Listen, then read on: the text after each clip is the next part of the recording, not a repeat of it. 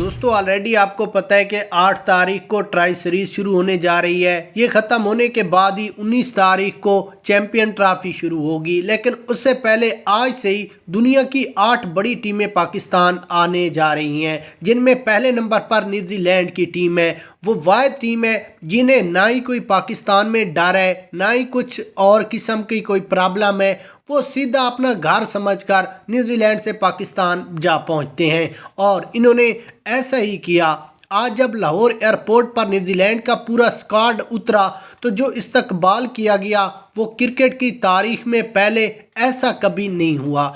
यहाँ पर आपको सबसे पहले न्यूजीलैंड टीम का जो एयरपोर्ट पर इस्तकबाल किया गया वो दिखाते हैं, और उसमें एक अजीब वाक़या भी पेश आया। वो आपको पहले बता दूं कि न्यूजीलैंड टीम जब लाहौर एयरपोर्ट पर उतरी तो उसके बाद पूरी टीम को हेलीकॉप्टर के ज़रिए लाहौर एयरपोर्ट से सीधा ग्राउंड में ले जाना था कज़ाफ़ी स्टेडियम में, लेकिन न्यूजीलैंड ने मना कर दिया कि हमें कोई सिक्योरिटी का प्रॉब्लम नहीं है, ना ही कुछ और है। हम जैसे रूटीन वाइज बाकी टीमें जाती हैं बसें पर, हम भी उसी तरीके से जाएंगे और पाकिस्तान का माहौल इंजॉय करेंगे, जिसे देखकर भारतीय मीडिया जल उठा कि ये कैसी टीम है, हम तो पाकिस्तान जा भी नहीं रहे और ये खुशी से अपना घर समझकर क्यों जा रहे हैं। सिर्फ यही नहीं, जब न्यूजीलैंड टीम लाहौर एयरपोर्ट पर उतरी तो पाकिस्तान के जितने भी क्रिकेट शायकीन थे उन्होंने फूलों की निशावर के साथ इस्तकबाल किया, वेलकम किया और उनको बताया है कि पाकिस्तान में भी क्रिकेट शायकीन रहते हैं।